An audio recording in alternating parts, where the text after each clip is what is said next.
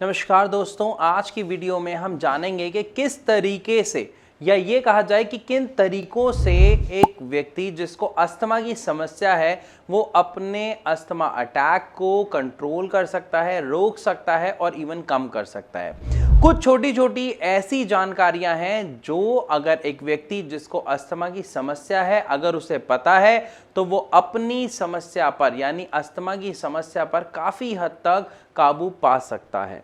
लेकिन एक चीज़ ज़रूर ध्यान रखें कि अगर आप अपनी अस्थमा की प्रॉब्लम से पूर्णतः मतलब पूरी तरह छुटकारा पाना चाहते हो, एक स्वस्थ लाइफ जीना चाहते हो, तो वो आपको विदाउट ट्रीटमेंट मिलना शायद इम्पॉसिबल है। क्यों है? आप थोड़ा सा अपनी समस्या को समझिए, आप खुद समझ जाएंगे कि क्यों जो मैंने आपको कहा इम्पॉसिबल है, ये ऐसा है विदाउट ट्रीटमेंट। जब भी किसी को अस्थमा होता है तो दिक्कत क्या होती है? हमारा जो एयर पाइप होता है, जो विंड पाइप होता है, उससे हम सांस लेते हैं, तो सांस आगे जाकर हमारे दो हिस्सों में बंट जाती है, एक लेफ्ट और एक राइट लंग।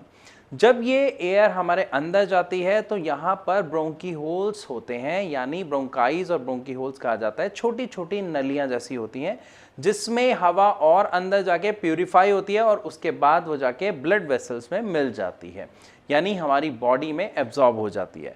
इस पूरे प्रोसेस में अगर कोई भी एक आउटर बॉडी या आप ऐसा कह लीजिए कोई इन्फेक्शन, कोई डस्ट, कोई भी ऐसी चीज़ सांस के द्वारा जब हमारी बॉडी में जाती है जिसको हमारा इम्यून सिस्टम हमारी बॉडी के लिए सही नहीं समझता है या खतरनाक समझता है, तो वहाँ पर एक प्रोसेस स्टार्ट हो जाता है और वो होता है एक्स्ट्रा म्यूकस प्रोड्यूस होने का प्रोसेस। साथ ही साथ हमारी जो ग्लैंड्स हैं, जो वेन पाइप हैं, जो ब्रोंकाइज ब्रोंकी होल्स हैं, इसमें छोटी छोटी वेन्स हैं, उनमें इन्फ्लामेशन होना शुरू हो जाता है। इन शॉर्ट, ये सब होने के कारण जो सांस लेने वाला जो वेन पाइप है हमारा, जो ब्रोंकाइज ब्रोंकी होल्स हैं, उनका जो स्पेस होता है वो स्पेस कम रह जाता है, जिसकी वजह से एक अस्थमैटिक पेशेंट को अस्थमैटिक अटैक आता है तो सांस लेने में दिक्कत का सामना करना पड़ता है, क्योंकि म्यूकस वाली लेयर प्लस जो हमारी नसें हैं वो इन्फ्लेम्ड हो गई यानी सूज गई, तो जो जगह थी वो कम बच गई सांस लेने के लिए, जिसकी वजह से इन दिक्कतों का सामना करना पड़ता है। लेकिन ये तो बात हुई अभी तक अस्थमा की समस्या की। अगर कोई व्यक्ति इस पर काबू पाना चाहता है तो वो कैसे पा सकता है? अब हम इस मुद्दे पे बात करते हैं। देखिए, अगर किसी को भी अस्थमा की समस्या है तो उसके लिए सबसे अहम बात होती है राइट ट्रीटमेंट कौन सा है। इसकी बात मैं एंड में करूंगा, लेकिन सबसे पहले मैं आपसे कुछ ऐसी बातें डिस्कस करना चाहूंगा जो एक अस्थमैटिक पेशेंट को पता होना बहुत जरूरी है।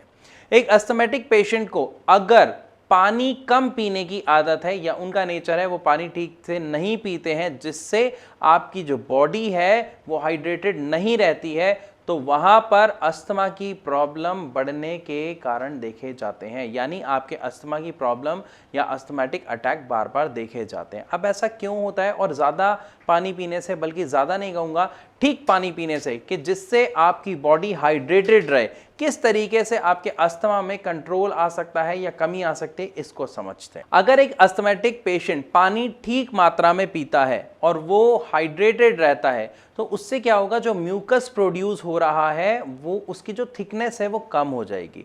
उस थिकनेस के कम होने की वजह से क्या होगा? जो हमारे विंड पाइप है जहाँ से हम सांस ले रहे हैं वो हम आराम से ले पाएंगे और जो अस्थमैटिक अटैक वाली प्रॉब्लम थी वो एज सच इतनी जल्दी नहीं आएगी। इसीलिए ऐसा देखा जाता है कि एक अस्थमैटिक पेशेंट अगर गुनगुना पानी पी रहा है या नॉर्मल पानी भी पी रहा है और अपने आप को हाइड्रेटेड रख रहा है, यानी पानी की कमी शरीर में नहीं होने दे रहा, तो उसको अपने अस्थमा की समस्या में काफ़ी रिलीफ देखने को मिलता है। अब इसी के साथ अगर हम दूसरे पॉइंट की बात करते हैं तो हम सब जानते हैं कि अस्थमा जो ट्रिगर करता है, यानी वो एलर्जेंस कौन से हैं जिससे अस्थमा ट्रिगर हो जाता है, जिससे सांस में दिक्कत जैसी समस्याओं का सामना एक व्यक्ति को करना पड़ता है। वो कुछ भी हो सकता है वो धुआं हो बाहर किसी चीज़ के जलने का, हो सकता है वो आप घर में डस्टिंग कर रहे हो तो उस डस्ट के जाने से आपको अस्थमैटिक अटैक आ जाए। इवन कई बार ऐसे होता है कि कुछ मसाले ऐसे होते हैं जो हम डालते हैं और एकदम से जैसे ही वो हमारे नाक में गए तो हमें छींकें आनी शुरू हो जाती हैं, दिक्कत का सामना हो जाता है ना, मतलब एलर्जी होनी शुरू हो जाती है। इवन कई बार ऐसा भी देखा जाता है कि कुछ जो डिओज, परफ्यूम्स हम घर में यूज़ करते हैं उनके कारण भी कुछ लोगों को समस्याओं का सामना करना पड़ता है।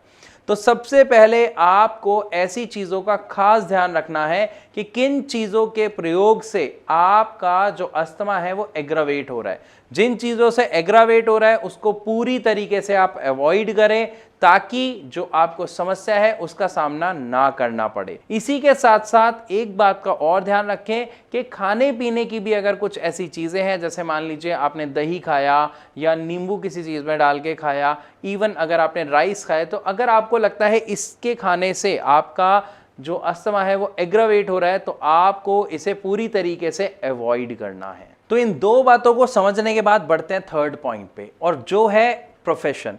यानी कई बार हम कुछ ऐसे प्रोफेशंस में होते हैं, कुछ ऐसी जगह काम कर रहे होते हैं जहां पर किसी चीज के कारण आपका जो अस्थमा है वो एग्रावेट हो रहा है। एग्जाम्पल के लिए मानते हैं जितनी भी लेडीज होती हैं जो घर में रहती हैं, अगर वो डस्टिंग कर रही हैं और उस डस्टिंग से अगर आपका अस्थमा एग्रावेट हो रहा है, तो एक सिंपल सी बात तो ये है कि हम उसे बंद नहीं कर सकते, छोड़ नहीं सकते, काम करना पड़ेगा। इवन कुछ लोग हैं, अगर मान लीजिए वो ट्रैफिक पुलिस वगैरह में और वहां पर पॉल्यूशन की वजह से अगर आपका अस्थमा एग्रावेट हो रहा है तो हम जॉब नहीं छोड़ सकते। तो वहां पर क्या करें ये समझना बहुत जरूरी है। सबसे पहली चीज, हमको अपने जो नॉस्ट्रल्स हैं उसको हमेशा लुब्रिकेट रखना होगा। अब और इवन इसके साथ साथ आजकल मास्क हम बहुत ज़्यादा यूज़ कर रहे हैं, जो काफ़ी अच्छा है, वो मास्क आप ज़रूर यूज़ करें। अगर आप किसी ऐसे प्रोफेशन में हैं जहां पर आपको लग रहा है कि आपका अस्थमा एग्रावेट हो जाता है, आपको एलर्जी हो जाती है, आपको खांसी उठना शुरू हो जाती है या छींकें आना शुरू हो जाती हैं, तो आप प्लीज़ इन दो चीज़ों को 100% फॉलो करें और इसका रिजल्ट आप खुद इंस्टेंट देखेंगे कि आपका जो अस्थमा है वो एग्रावेट नहीं हो रहा है। बस एक चीज़ का खास ध्यान रखें, जो आप ऑयल यूज़ करें वो फ्रेग्रेंस वाला कोई ऐसा ऑयल नहीं होना चाहिए। वो नेचुरल नॉर्मल ऑयल हो, कोकोनट ऑयल हो सकता है, या आप सरसों का तेल यूज़ कर सकते हैं, कोई भी नॉर्मल घर का ऐसा तेल जो आपको लगे कि ये प्योर है। ज़्यादा वो खुशबू वगैरह वाला तेल नहीं होना चाहिए। इन 3 पॉइंट को समझने के बाद फोर्थ पॉइंट को समझते हैं जो बहुत इंपॉर्टेंट है। जो भी अस्थमैटिक पेशेंट होते हैं वो सब जानते हैं कि जैसे ही अगर उन्हें कहीं पर अस्थमैटिक अटैक आ जाता है तो वो बड़ी सीवियर सिचुएशन हो जाती है, और जनरली लोगों को इतनी अवेयरनेस नहीं होती है हमारे आस पड़ोस में कि अगर किसी को अस्थमैटिक अटैक है तो फर्स्ट एड क्या दिया जाए। तो यहाँ पर एक चीज़ जो ज़्यादातर लोगों ने शायद सुनी होती है और जो आपकी मदद कर सकती है कि अगर आप या आपके परिवार में कोई भी अस्थमैटिक पेशेंट है तो वो अपना इनहेलर ऑल द टाइम अपने साथ कैरी ज़रूर करें।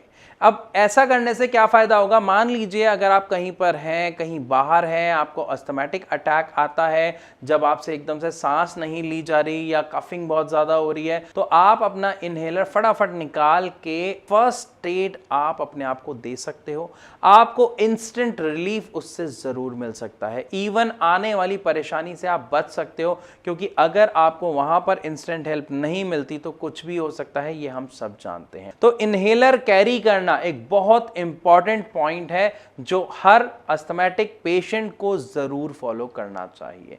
इसके अलावा मैं बाकी सारी बातें आपसे कर चुका हूं, स्पाइसेस से रिलेटेड, कई मसालों से जैसे एलर्जी हो जाती है, पानी हमें प्रॉपर पीना चाहिए, और हमारे जो प्रोफेशंस होते हैं वहां पर किन चीज़ों का हमें फॉलो करना चाहिए। फिर भी आपके मन में अगर कोई सवाल है जो आप पूछना चाहते हैं तो आप कमेंट बॉक्स में लिखकर हमसे ज़रूर पूछ सकते हैं। और अगर आप या आपके परिवार में किसी को भी अस्थमा की शिकायत है और आप उसका एक सही ट्रीटमेंट ढूंढ रहे हैं, तो मैंने आपको वीडियो की शुरुआत में ही बताया था कि मैं ट्रीटमेंट के बारे में एंड में बात करूंगा।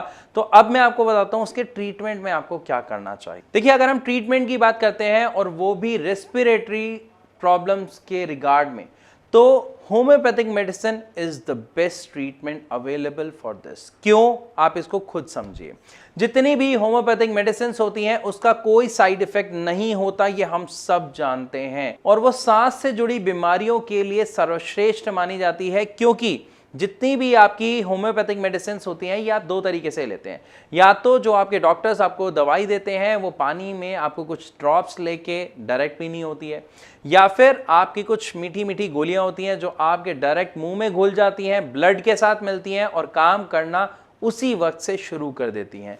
इसीलिए अस्थमा में और इवन सांस से जुड़ी किसी भी समस्या में होम्योपैथिक मेडिसिन का जो रिजल्ट है वो बिल्कुल इंस्टेंट है, विदाउट एनी साइड इफेक्ट। तो आई होप आपको ट्रीटमेंट के बारे में भी काफ़ी कुछ पता चला होगा। फिर भी अगर आपका कोई डाउट है तो आप नीचे दिए गए नंबर पर कॉल करके भारत होम्योपैथी के डॉक्टर्स की टीम से फ्री ऑफ कॉस्ट कंसल्ट कर सकते हैं, हमारे डॉक्टर से अपॉइंटमेंट लेके मिल सकते हैं। और अगर कोई भी आपका सवाल हो, समस्या हो, तो आप हमारे डॉक्टर के साथ साझा कर सकते हैं। तो वीडियो अगर आपको अच्छी लगी हो तो लाइक ज़रूर करें, शेयर करना बिल्कुल ना भूलें और ऐसी और अधिक वीडियोस देखने के लिए हमारे चैनल को सब्सक्राइब अभी करें। तो अब मैं आप सबसे इजाज़त चाहूँगा, मिलूँगा अपनी अगली वीडियो में, तब तक के लिए नमस्कार।